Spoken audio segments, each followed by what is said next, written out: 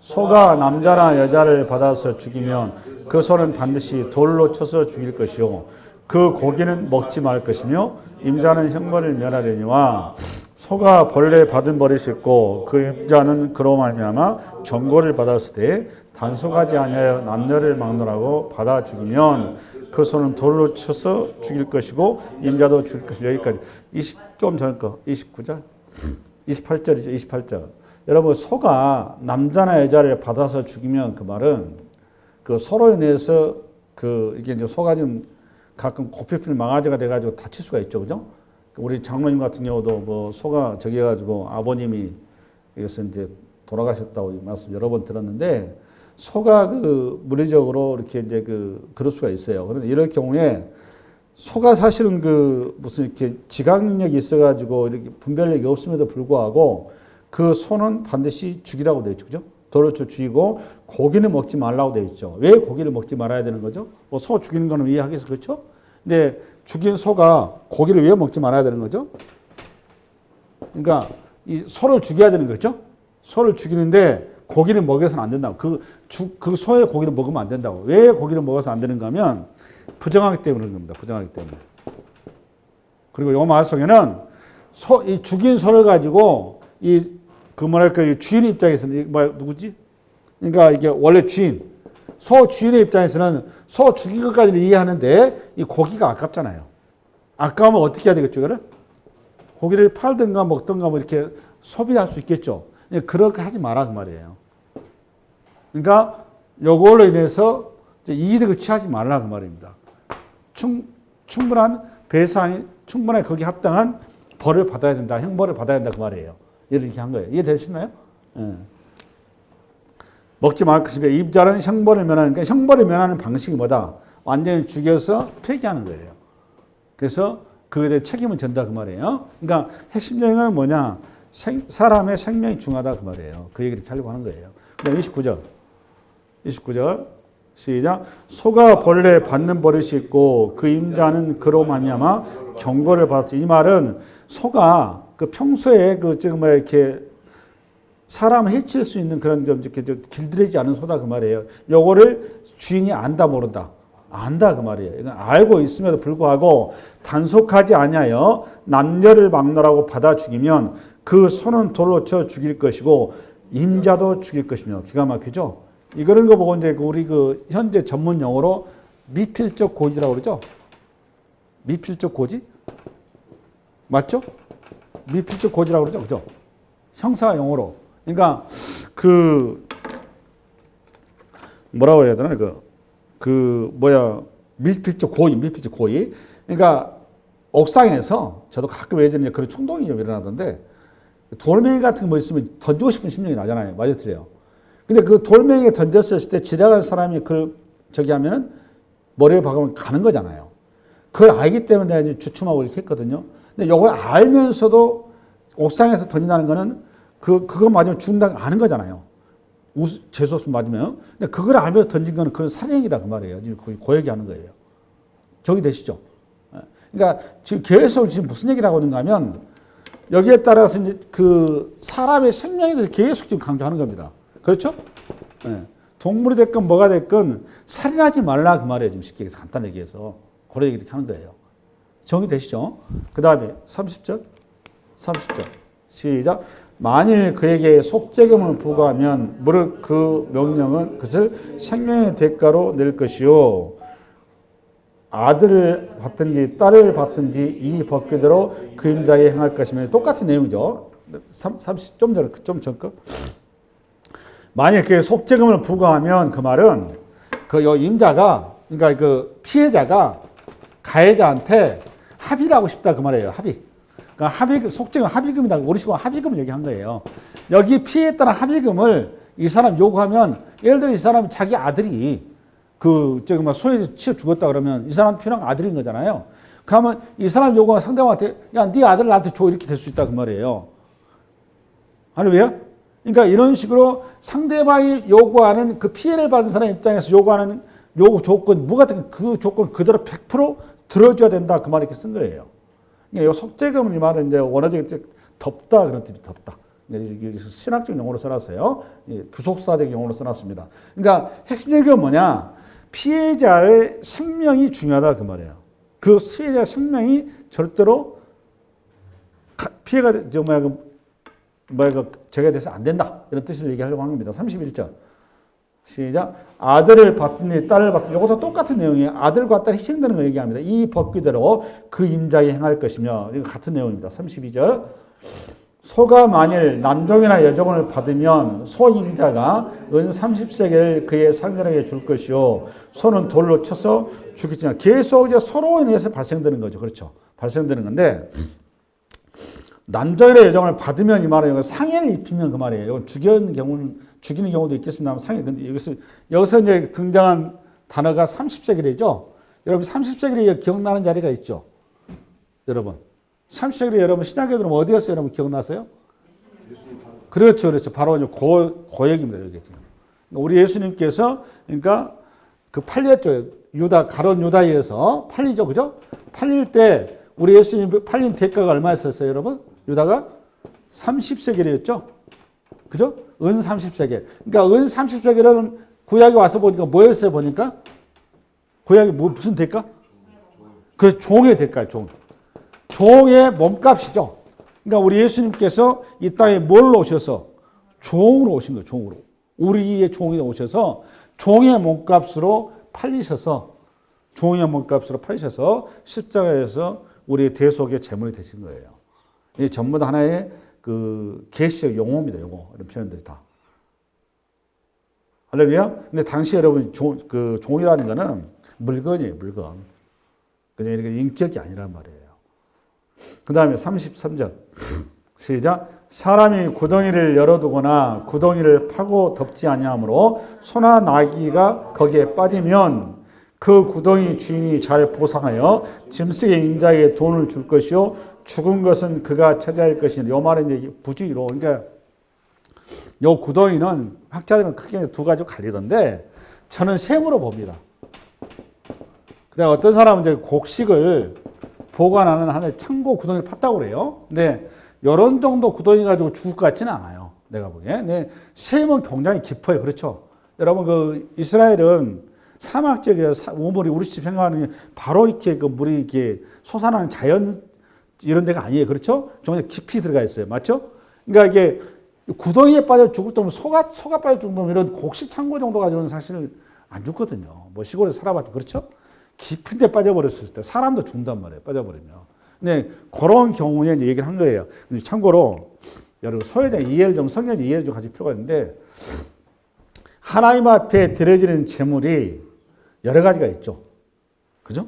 뭐가 있어요? 성경에 보면 여러분 아는 상식적으로 우선 어린 양, 그죠? 6월절 어린 양이죠. 그죠? 양이 있고 그다음에 소가 있고 또 뭐가 있어요? 비둘기가 있고 또 예? 곡식이 있고 그렇죠. 또 예?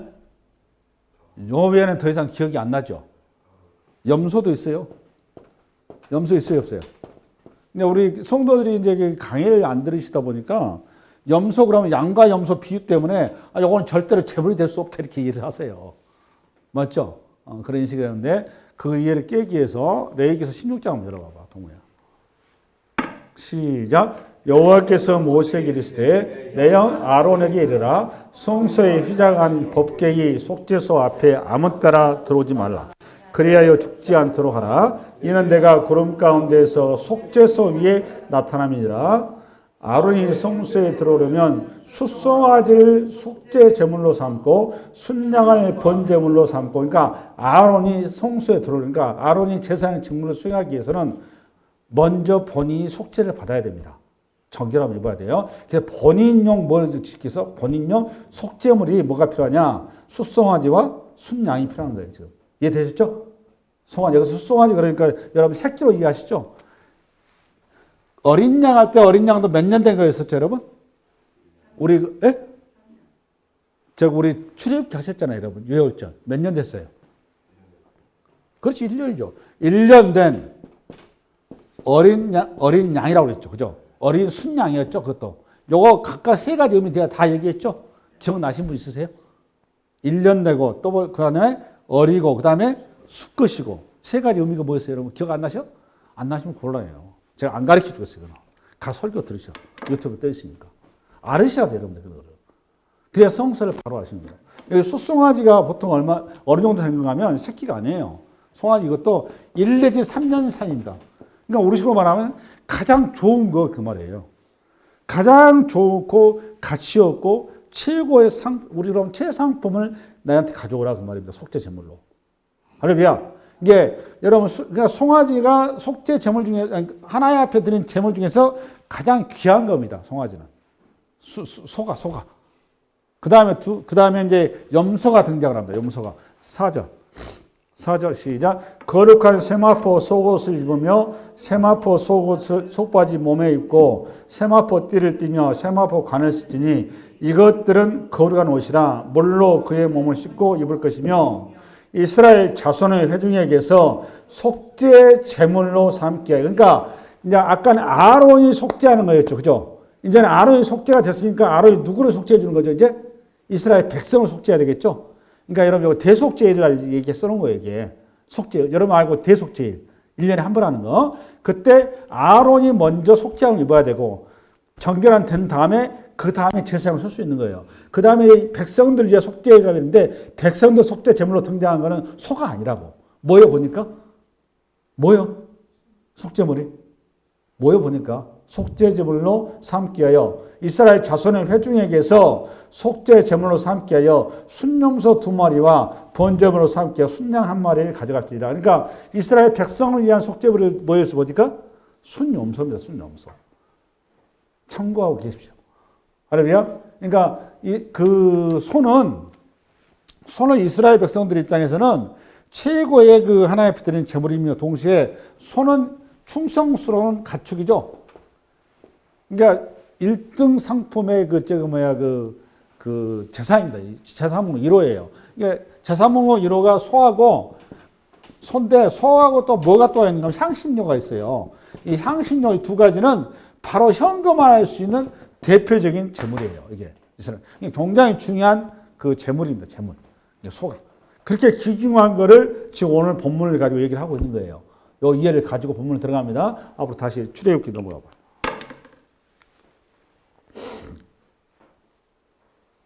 34절 시작. 그 구덩이 주인이 잘 보상하여 짐승의 임자의 돈을 줄 것이요 죽은 것은 그가 차지할 것이요. 요 말은 요 셈이 있었는데 셈을 관리를 잘못해 가지고 이걸로 인해서 상대방이 뭐가 죽으면 아까 그 전부터 열어볼래? 33절. 사람이 구덩이 열어두거나 구덩이를 파고 덮지 아니하면 그러니까 부주의한 거죠. 그죠? 소나 나귀가 거기에 빠져서 그 다음에 4절. 그 구덩이 주인이 잘 보상하여 짐승의 임자에게 돈을 줄 것이요 죽은 것은 그가 차지할 것이라. 그러니까 자기 부주의해서 상대방의 소가 죽게 되면 이 소에 대해서 보상해 준다 그 말이죠. 그죠? 보상해 주고 그러니까 죽은 소는 이제 본인이 가져가는 거고. 그 다음에 35절. 이 사람의 소가 저 사람의 소를 받아 죽이면 살아있는 소를 팔아 그 값을 반으로 나누고 또한 죽은 것도 반으로 나누라. 이 말은 뭔 소리인가 하면 이 사람 소와 저 사람은 서로 쌍방 과실인 거죠. 쌍방 과실로 소가 상대방 소를 죽이면 두 소를 전부 다 한 소를 살아있는 소를 팔라는 거예요. 팔아서 이 죽은 양자가 판 소값이 있을 거 아니에요. 판 소값하고 죽은 소도 마찬가지로 뭐 둘이 반으로 나눠 가진 게 아니라 고기가 나가게 고기를 팔지 못하게 해가지고 결국은 요 모든 책임을 공동으로 부담하라. 그렇게 쓴 거예요. 공동으로. 지금 부담하라. 그럼 36절. 그 소가 본래 받는 버릇이 있는 줄을 알고 되고는 고의적인 거예요. 이건 고의적인 거. 그 임자가 단속하지 아니하였으면 그는 소를 갚을 것이요 죽은 것을 그가 차지할 것이니까 그 소를 고의적인 걸 소로 갚아야 되는 거고 죽은 소는 네가 가져가면 된다 그 말이죠. 그러니까 100% 보상해 주라 이 말이에요. 그다음 37절. 그다음 이거 끝났나? 그러고 나서 이제 이게 출애굽기 21장 앞부분에 대해서 됐어요. 그다음에 오늘 본문으로 넘어가 봐요. 23장 1절 시작. 너는 거짓된 풍설을 퍼뜨리지 말며 악인과 연합하여 유지하는 증인이 되지 말며. 오늘 23장 이 출발은 공평과 정의에 관한 거예요. 공평과 정의인데 공평과 정의라는 단어를 통해서 우리에게 하나님의 백성들의 거룩을 요구하는 거거든요. 그 거룩을 요구하는 그 이면에는 단순한 요거를 지금 이 시대에도 뭐 이 본문의 어떤 법규 내용을 보면 이 시대랑은 별 차이가 없어요. 근데 이런 법규, 공평과 정의, 좀 전에 있었던 여러분 그 상대방의 재물이나 여러 가지 이제 내용들이 나오는데 이런 것들을 요대로의 어떤 법으로 여러분들이 이해하고 이거를 가지고 가시면 우리는 굳이 여기 이 자리에 여러분 있을 필요가 하나도 없어요. 여러분들이 요 본문의 형태를 잡은 다음에 이 형태 속에서 하나님의 메시지, 계시죠, 계시. 그죠? 계시를 여러분들이 잡으셔야 한다고. 전번에 배상하라 할 때도 내가 얘기했죠? 똑같이 마찬가지입니다. 우선 여러분 형태를 잡은 다음에 이 형태 속에서 얘기하고자 하는 신학을 붙들으셔야 돼요. 그 신학을 붙들어야 이제 여러분들이 이 본문을 바로 가는 거예요. 우선 이제 형태를 잡아드릴 테니까 형태부터 갑시다. 시작. 너는 거짓된 풍설을 퍼뜨리지 말며 악인과 연합하여 유증하는 증인이 되지 말라. 여기 거짓된 풍설이다 그 말은 유언비어를 얘기한 거예요. 요즘에도 지금 뭐 이렇게 탄핵되고 나서 그냥 아주 그냥 제가 막 좌파 유튜버, 우파 유튜버들 막 그냥 그 뭐라 그래요? 이것저것 제 형제 카톡방도 수입이 올라오던데 저는 우리 형제 카톡방한테 그걸 자제를 해도 내 말 안 듣더라고요. 일단은 우리 성도들은 저는 그렇습니다. 여러분한테. 저는 좌파도 우파도 아니에요. 우리 성도들은 하나님만 바라보고요. 항상 이런 일이 있을 때마다 하나님 앞에 우선 나 자신을 바로 서 있는가 이걸 보셔야 돼요. 그리고 예를 들어서 우리나라가 내가 원치 않은 방향으로 극단의 상황을 간다고 했었을 때 이거는 하나님께서 내가 이 땅에 있는 하나님의 성도들이 바르지 못해서 하나님이 징계의 채찍을 드셨구나 이렇게 생각하시면 돼요. 만약에 이것을 내가 원하는 쪽으로 해서 하나님께서 선하신 뜻으로 이걸 세워주신다. 그럼 하나님께서 우리의 긍휼을 베푸셨구나. 우리가 제대로 하나님 앞에 이제 바로 선 길을 가고 있구나. 이렇게 이해하시면 돼요. 저는 그렇게 이해해요. 여러분도 어떻게 이해할지 몰라도. 제가 사실 좌파 유튜버도 그렇고 우파 유튜버도 그렇고 내가 보는 입장에서는 둘 다 똑같아요. 둘 다 바르진 않아요. 계속 확대 재생산을 해서 이렇게 말을 이렇게 퍼뜨리고 있는데 굉장히 부역질한 거거든요, 사실은. 말이라는 게 이게 참 이상해서 이 사람 한 단계 건너가잖아요. 이게 확대 재생산을 해요. 맞아요, 틀려요? 사람이 그렇다면 이런 데 현혹되면 안 됩니다. 우리 그리스도인들은 더더군다나 이건 이제 신학적 얘기를 하냐면 우리가 만약 그 휩쓸리잖아요, 여러분들이. 그러면 여러분 무슨 죄를 짓고 있는 거냐? 거짓 증거하지 말라는 이 말씀을 어기고 있는 거예요. 십경으로 얘기하면. 그러니까 여러분 거짓 증거하면 안 되잖아요. 그죠? 네. 그러니까 여기에 좀 똑같은 내용이에요. 이스라엘 백성들도 이제 사람이 사는 세상이니까 사람과의 관계에서 이런 일이 왜 벌어지냐? 내게 이익이냐 손해냐 이거거든요. 결국은. 내게 이익이냐 손해냐. 요 기준에 자유로운 존재가 거의 없어요. 내가 이익이냐 손해냐. 좌파 우파가 마찬가지 아니에요? 자기의 입장에 의해서 지금 다 그러는 거잖아요. 맞아요, 틀려요? 지금 정부 여당이나 민주당이나 예산도 가지고 쭉 보면은 결국은 자기 어떤 입장만 반영하는 거예요. 내가 보면 입장에서는. 이게 궁극적으로 하나님의 뜻에 맞게 일반 서민들의 입장에 맞게 국민들의 입장에 맞게 그거를 퍼뜨린 경우는 내가 거의 없는 것 같아요. 저는 보는 입장에서 그렇습니다. 이런 부분들을 냉정하게 우리들이 봐야 돼요. 성도들. 그리고 요 본문에 얘기한 건 이 시대도 마찬가지. 이스라엘 백성들한테 너희는 거룩한 백성이니 애굽 땅에서처럼 그렇게 처신하지 말라 그 말이에요. 그러니까 거짓 증언하지 말라 그 말 이렇게 쓴 겁니다. 거짓 증언하지 말라. 우선은 너 자신부터 거룩해라 그 말을 일절에 얘기한 거예요. 그러니까 정의와 위증하지 말라 그 말은 연합하여 위증하지 말라. 왜 자꾸 사람 죽이는 거 아주 순식간이에요. 여러 사람 만들어지고 하는 거는. 자기도 모르는 사이에 자기가 그것이 알면서 하는 경우 모르고서도 하는 경우가 많다고요, 이게. 절대로 우리가 사람 죽이는 일을 하지 맙시다. 할렐루야? 무슨 일 하지 맙시다? 설사 상대방은 나에게 악하게 했다 하더라도 나는 선으로 갚아야 돼. 그게 성도들의 길이에요. 할렐루야? 그리고 상대방이 나에게 설사 악한 소리를 하고 뭐 안 좋은 얘기 하더라도 나는 상대방한테 악하고 안 좋은 얘기를 하지 맙시다. 할렐루야. 그러고 2절. 시작. 다수를 따라 악을 행하지 말며 송사의 다수를 따라 부당한 증언을 하지 말며. 이 말은 그러니까 자유민주주의의 가장 중요한 의사결정의 핵심적인 건 다수죠.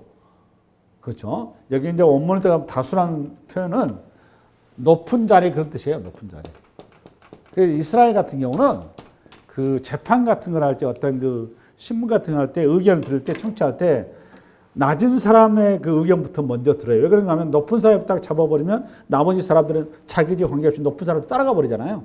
그걸 방지하기 위해서 그렇게 하는데 오늘 여기 이제 본문에서 우리가 하고 싶은 거는 다수결의 힘을 가지고 정의가 굽어지지 않게 하라 그 말입니다. 우리 예수님이 십자가에 못 박힐 때 여러분 수많은 군중들이 다수가 예수님이 십자가에 못 박아야 된다고 얘기했죠?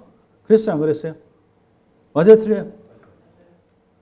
근데 손해냐 이익이냐를 뛰어넘어 성도는 사실이냐 아니냐를 가지고 해야 된다 그 말이에요. 여러분 노아 시대에 노아 외에는 수많은 사람들이 방주를 치면 잘못된 것이라고 수많은 사람들이 그렇게 얘기했어요? 안 했어요? 얘기했다고요.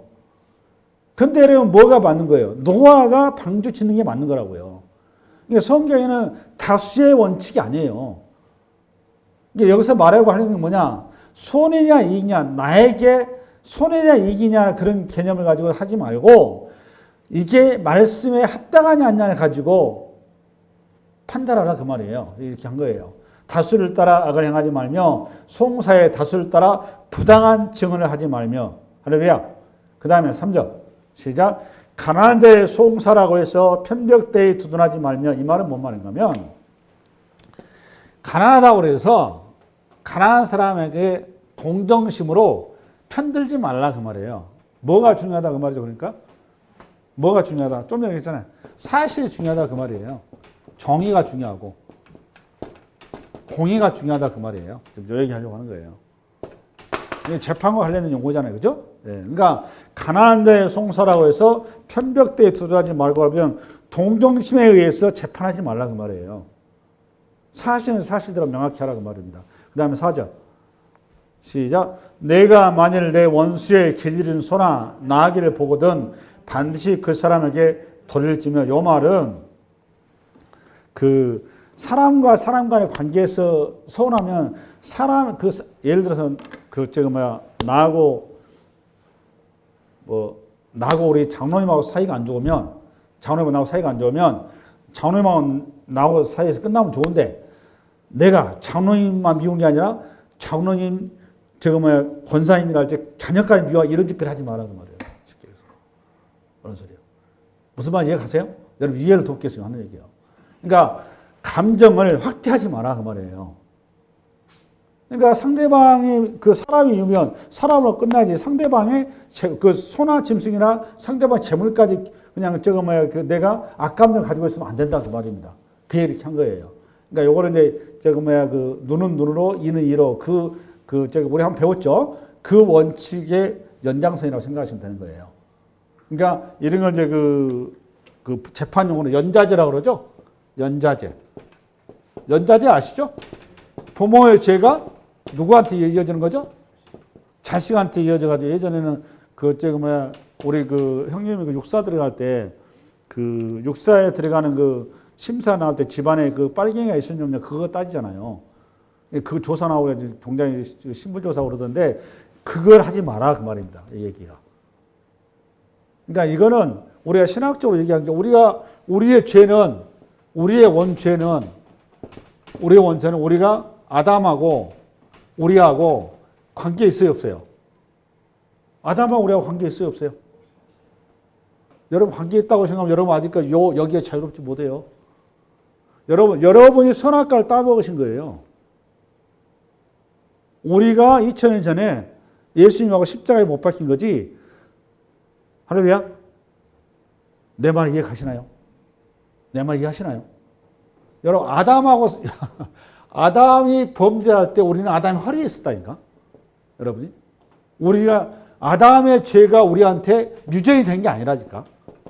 유전되고 이걸 연자제 그 말 아니에요. 아담의 죄와 우리하고 상관없어요. 내가 선악과를 따먹을 당사자라고요.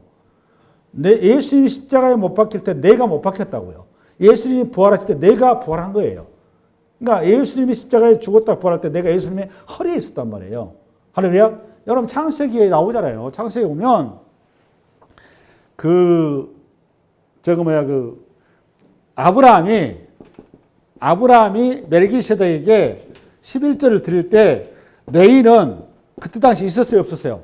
태어나지도 않았죠. 근데 레이가 이 멜기세덱 11절 했다 안 했다? 했다. 이게 성경 히브리서 얘기잖아요. 맞았죠? 레이가 그때 어디 있었다? 아브라함 허리에 있었다. 우리가 이제 그 시공간의 제한 속에 있다 보니까 이런 말이 여러분한테 안 들어지 형이상학적인 용어다 보니까 근데 좀 이해해 주십시오. 이해 안 되더라도 그냥 외우십시오. 그냥 이해 안 되거든.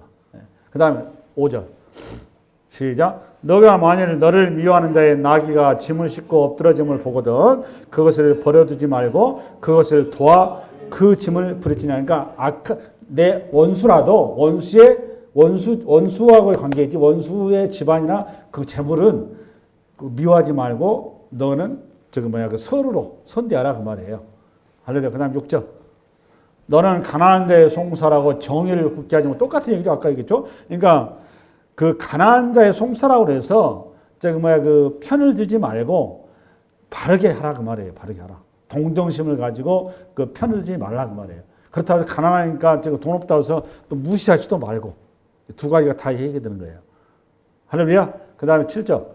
거짓 일을 멀리하며 무지한 자와 의로운 자를 죽이지 말라. 나는 악인을 의롭다 하지 아니하겠느니라. 같은 말입니다. 그 다음 9절. 너는 뇌물을 받지 말라. 뇌물은 밝은 자의 눈을 어둡게 하고 어려운 자의 말을 굽게 하느니라. 그냥 뇌물이 참 무서워요. 우리 의사결정하는데 오늘 이제 의사결정하는데 여기 본문을 쭉 보니까 우리가 의사결정하는데 영향을 미치는 큰 힘이 있죠. 힘. 그 힘인지 뭔가 하면 우리는 돈에 약해요.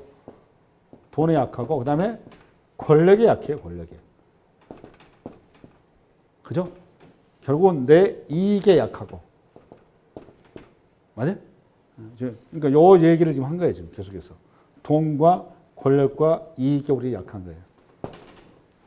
할렐루야? 공평과 정의를 통해서 이제 하나님이 하고 싶은 얘기는 결국은 우리가 거룩의 길에 서야 되는데 사람이 중요하다. 사람이 중요하다. 아멘? 이사야서 여러분 이사야서 1장 정리 오늘 간단히 신학을 좀 정리해 드릴게요. 시작. 하늘이여 들으라 땅이여 귀를 기울이라 여호와께서 말씀하시기를 내가 자식을 양육했거늘 그대 나를 거역하였도다. 소는 그 임자를 알고 나귀는 그 주인을 이스라엘은 알지 못하고 나의 백성은 깨닫지 못하는도다 했도다. 여러분 소가 굉장히 순종적이고 굉장히 소가 헌신합니다. 헌신하는데 소는 그 주인하고 임자를 아는데 이스라엘은 소만도 못하다 이거 하고 있는 거죠. 그러니까 오늘 소가 잘못하면 소를 돌로 쳐 죽여야 되는 거죠. 이스라엘이 잘못하면 이스라엘이 어떻게 해야 되는 거죠? 돌로 쳐 죽여야 되는 거죠. 그렇잖아요. 너희들은 지금 어떤 대상이라는 거죠? 소를 피해서 너는 돌에 맞아 죽어야 돼 이 말을 한 거 아니잖아요. 지금 이스라엘 그거 한 거잖아요. 그럼에도 불구하고 하나님께서 이스라엘을 돌로 쳐 죽이지 않죠. 왜 돌로 안 쳐 죽이는 거죠? 요거는 이제 구속사를 큰 틀 가지고 이해하셔야 돼요. 어떤 얘기 하려고 하는 건지. 오늘 본문도 마찬가지. 사실상 시민법의 큰 이웃과의 관계는 오늘 설교로 끝났어요. 1차적으로. 다음 주 절기 설교 들어가고 그 다음에 이제 제1계명 얘기하는데 아브라함을 하나님께서 부르셨죠. 아브라함을 부르셔서 땅과 자손 약속하시죠. 그죠? 그 다음에 복의 근원이 될지라. 할렐루야. 아멘. 땅 약속, 자손 약속 중에서 땅 약속은 가나안에 들어감으로써 실현해요. 그렇죠? 핵심적인 건 뭔가 자손 약속이에요. 자손 약속. 오늘 이제 본문 얘기도 사실은 거룩의 길을 하면서 우리에게 하나님의 언약 백성으로서 하나님이 계속해서 이 자손 약속에 대해서 얘기를 하려고 하는 겁니다. 아브라함이 가나안에 부름받아서 그가 애굽에 내려갔어서 그 아내를 잃을 뻔하죠. 잃을 뻔했지만 하나님께서 아내를 보호하죠. 부활 이유가 뭐죠? 이 딱 하나예요. 아브라함에게 뭘 약속했기 때문에 자손을 약속했잖아요. 맞죠? 이 자손은 아브라함의 누구죠? 아브라함은 이삭이죠, 이삭. 그렇잖아요. 이삭의 약속이었고, 이거는 하나의 그림 언어고, 맞아요, 틀려요? 이 그림 언어고, 진짜 아브라함한테서 약속한 자손은 누구예요? 예수 그리스도죠. 여기까지 여러분 볼 줄 알으셔야 돼요. 요 자리로 우리를 지금 인도하고 있는 거예요. 지금 오늘 계속 오보시 오경이. 요 말을 갈라디아서 한번 열어볼래? 동호야? 갈라디아서. 시작. 이 약속들은 아브라함과 그의 자손에게 말씀하시고, 봐보세요. 이 약속들은 아브라함과 그의 자손에게 말씀하시니까 아브라함과 이삭과 야곱에게 있었던 땅 약속, 자손 약속, 복의 근원. 할렐루야. 이 약속들은 아브라함과 그의 자손에게 말씀하신 것인데 여럿을 가리켜 그 자손들을 하지 아니하시고 오직 한 사람을 가리켜 내 자손이라 하셨으니 곧 그리스도라. 답이 나오죠.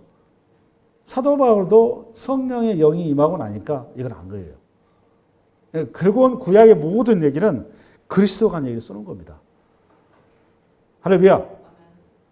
우리가 마땅히 우리는 오늘 서도 사람을 쳐 죽이면 마땅히 돌로 쳐 죽임을 당해야 돼요. 이사야가 이 본문을 가지고 이스라엘 백성들의 수준을 얘기하는 거예요. 영적인 얘기를 한 거예요. 1장에. 소도 지 주인을 알아서 사람 안 죽이는데 이스라엘 백성들 니들은 하나님을 모르니까 사람을 쳐 죽인다 그 말이에요. 이스라엘에서 역사 속에 얼마나 수많은 사람을 죽였냐고 자기들이. 자기 백성들을 죽이고 종교 지도자는 권력을 위해서 백성들을 죽이고 얼마나 많은 사람을 죽였어요. 그럼에도 불구하고 그들을 하나님과 이스라엘 백성들이 시내산에서 언약을 맺었죠. 언약 맺었어요. 언약을 어떻게 모세가 중매쟁이잖아. 모세가 중매쟁이에요. 하나님을 신랑, 우리 예수님이 신랑, 그다음에 이스라엘 백성들은 신부. 둘이 결혼한 거 아니에요, 결혼. 언약식 한 거 아니에요. 이 언약에 대한 요거 우리식으로 하면 성원 서론문이에요, 이게 지금. 성원 서론문. 십계명을 비롯해서. 언약을 해서 했는데, 요 신부를, 신랑이 당연히, 신랑을 거절했으니까 당연히 이혼해야 되는데, 우리 하나님께서 언약을 맺으셨으니까 이 언약 때문에 이혼을 안 하셔. 이혼을 안 하시고, 대신 신부가 죽어야 될 자리에 신랑이 대신 십자가의 죽음으로 성령을 통해서 우리를 다시 하나로 만들어줄 사건이라고. 그 사건을 이루기 위해서 이스라엘 백성들은 끝까지 자손을 보존해 가시는 겁니다. 마찬가지로 이 언약은 신실하셔서 우리 주님께서 하나님의 백성들을 끝까지 지키시고 보호하시고 인도하신다는 약속을 담고 있는 거예요. 이런 표현 속에서. 할렐루야. 이 말씀이 이 한 주간 여러분을 세워가는 복된 말씀 되시기 바랍니다. 수고하셨습니다.